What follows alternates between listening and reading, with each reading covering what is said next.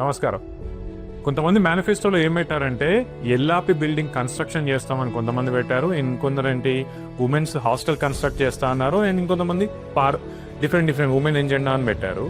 నేను అడిగేది ఏంటంటే ఇందులో డిఫరెంట్ ప్యానల్స్లో ఉన్న వాళ్ళు ఆల్రెడీ ఎల్లాపు సంఘంలో ఉన్న మిత్రులే కదా.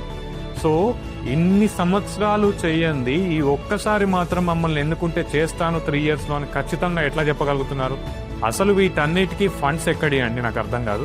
అంటే సింపుల్గా ఏదైతే పొలిటికల్ పార్టీస్ మేనిఫెస్టో రిలీజ్ చేస్తాయో ఇంప్రాక్టికల్గా ఉండేటి, ఇవి జరగవని తెలిసినా కూడా చేసి చూపిస్తామని ఏవైతే ఉన్నాయో డిఫరెంట్ పొలిటికల్ పార్టీస్ చేస్తాయి చూసిందా, అట్లనే వీళ్ళ మేనిఫెస్టోలో పెట్టింది తప్పితే చిత్తశుద్ధి ఉంటే కనుక ఇవన్నీ ఆల్రెడీ జరిగేటియే. ఇవన్నిటి కోసం ప్రయత్నించలేదని నేను చెప్పట్లేదు, కానీ మమ్మల్ని గెలిపేస్తేనే ఇప్పుడు మాత్రమే జరుగుతుందని చెప్తున్నారు చూసారా, అది ఖచ్చితంగా అబద్ధం మాత్రమే.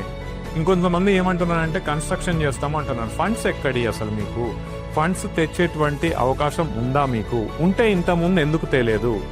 సో నేను అనేది ఏంటంటే ఇటువంటి వాళ్ళు రాజ్యాధికారం కోసం అంటే కేవలం ఈసారి గెలిచేందుకు ప్రయత్నించే వాళ్ళు ఎవరైతే ఉన్నారో వాళ్ళు డిఫరెంట్గా మాట్లాడే మాటలు తప్పితే అందులో నిజం ఉందని మాత్రం నేను అనుకోవట్లేదు.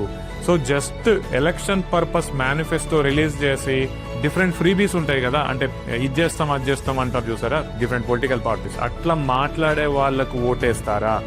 లేదా ప్రాక్టికల్గా పాసిబుల్ అయ్యే ఏ పాయింట్స్ ఉన్నాయో 6 points నేను ఏవైతే అక్కడ పెట్టానో అటువంటి ప్రాక్టికల్ పాసిబిలిటీ ఉన్నటువంటి పాయింట్స్ పెట్టి నన్ను గెలిపిస్తారో అది మీరే ఆలోచించుకోండి.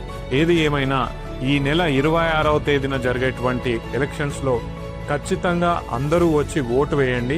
ఆ ఓట్లు నాకు పడితే నేను ఇంకా హ్యాపీగా ఫీల్ అవుతాను. అండ్ ప్రెసిడెంట్గా గెలిస్తే కనుక నేను ఏవైతే మేనిఫెస్టోలో పెట్టానో అవన్నీ చేసి చూపిస్తాను. జై తెలంగాణ. నమస్తే.